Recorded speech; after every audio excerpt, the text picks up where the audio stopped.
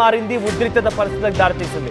నిన్న ఏకంగా ఒక చోట ఒక పెద్ద ఆయనకి గుండెపోటు వచ్చి మరణిస్తే మరో చోట ఒక కార్ ఢీకొనడంతో మరో వృద్ధుడు మరణించాడు. ఏకంగా రప్పా రప్పా నరుకుతామన్నటువంటి ఆ స్లోగన్స్ కి, ఆ ప్లకార్డ్స్ కి గాను పెద్ద కేసులు నమోదయ్యాయి. ఇవన్నీ ఒకే ఎత్తు అయితే ఇక మాజీ మంత్రి అంబటి రాంబాబు పైన కూడా కేసు నమోదైంది.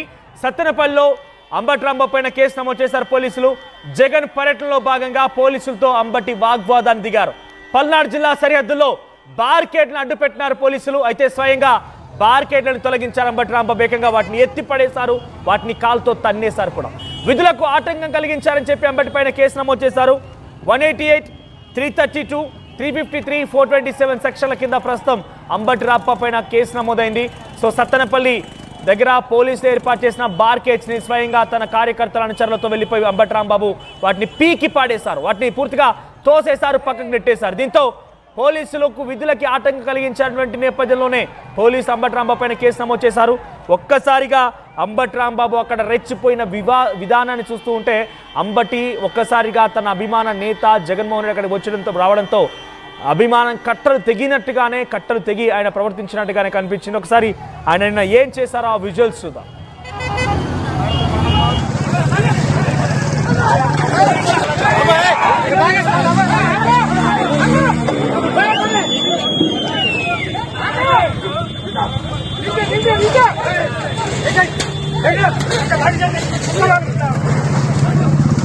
చూడండి ఆ విజువల్స్ లో అంబటి రాంబాబు స్వయంగా ఆ బార్కేడ్లని తొలగించే విజువల్స్ మీకు అటు స్క్రీన్ పైన చూస్తున్నారు ఎక్స్క్లూజివ్ గా.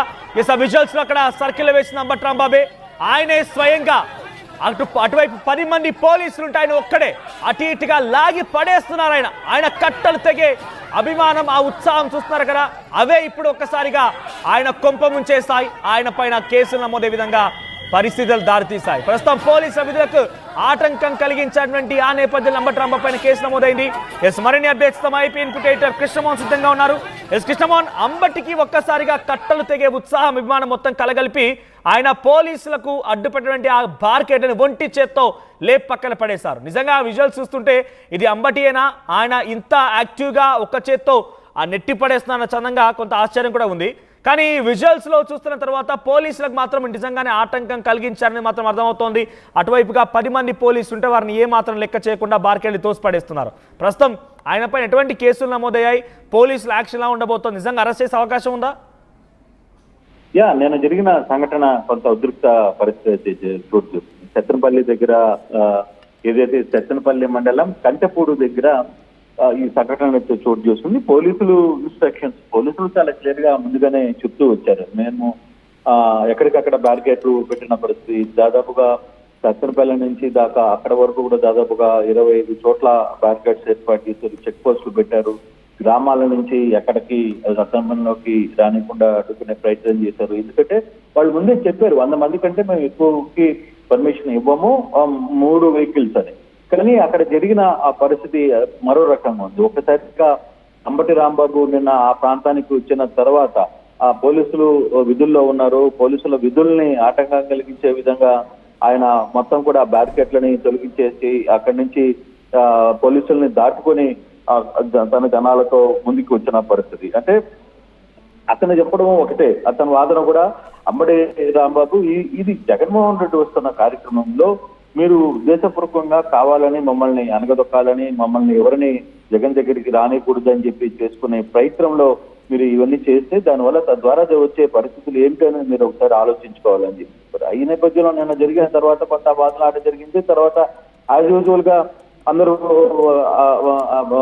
కార్యక్రమం ముంచుకుని వెళ్ళిపోయిన తర్వాత సత్తెనపల్లిలో నిన్న పోలీసులు ఏదైతే కంటెపూడి దగ్గర బ్యారికేడ్లను తొలగించిన నేపథ్యంలో ఇప్పుడు అంబటి మీద సెక్షన్స్ నమోదు చేసిన పరిస్థితి అయితే ఉంది. 188, 332, 356, 427 సెక్షన్ల కింద కేసు అయితే నమోదు చేశారు. అయితే ఇప్పుడు ఈ కేసు నమోదు చేసిన నేపథ్యంలో మరి అతన్ని అదుపులోకి తీసుకుంటారా, అరెస్ట్ చేస్తారా ఏంటి అనే ఒక చర్చ కూడా జరుగుతున్న పరిస్థితి.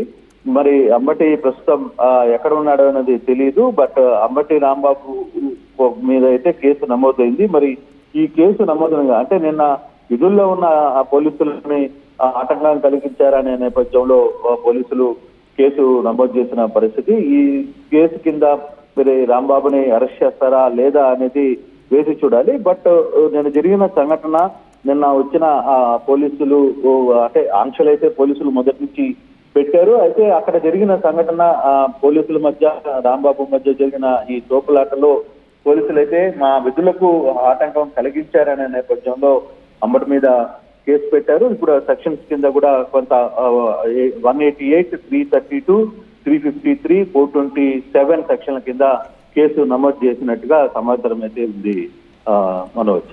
రైట్ కృష్ణమోహన్, అంటే ఈ కేసుల పైన ఆయనకు వేసినటువంటి సెక్షన్స్ పైన నిజంగా పోలీసు అరెస్ట్ చేసే అవకాశం ఉందా? నోటీసులు ఇస్తారా? ఏం జరగబోతోంది? పోలీసులు నెక్స్ట్ ప్లాన్ అరెస్ట్ చేసే అవకాశం కూడా ఉంది. ఈ సెక్షన్స్ ప్రకారం చూసుకుంటే ఖచ్చితంగా పోలీస్ విధుల్లో ఉన్న పోలీసుల్ని ఆటంకం కలిగించడం కింద ఖచ్చితంగా నోటీసులు ఇచ్చైనా సరే అరెస్ట్ చేసే పరిస్థితులు అయితే ముందు నోటీసులు జారీ చేస్తారు, తద్వారా అరెస్ట్ చేస్తారని ఒక సమాచారం అయితే అందుతోంది. బట్ మరి స్వతహాగా అంబటి రాంబాబు కూడా లాయర్ కాబట్టి కొంత లా గురించి పూర్తిగా అవగాహన ఉన్న వ్యక్తి కాబట్టి మరి ఆయన ఏ విధంగా దీన్ని ఎదుర్కొంటారనేది వేచి చూడాలి.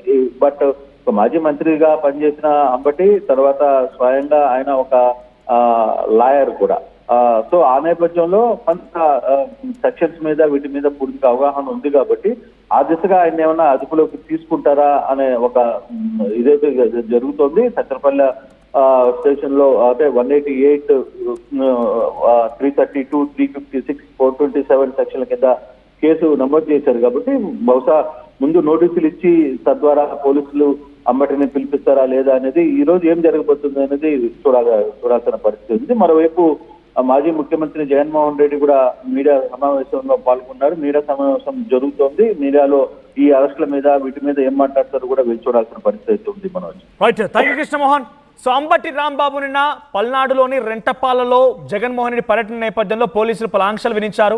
కేవలం 3 వాహనాలకి అనుమతి, 100 మంది మాత్రం జగన్తో వెళ్లాలని చెప్పారు. కానీ అక్కడ జరిగిన సిచ్యువేషన్ వేరేలా ఉంది.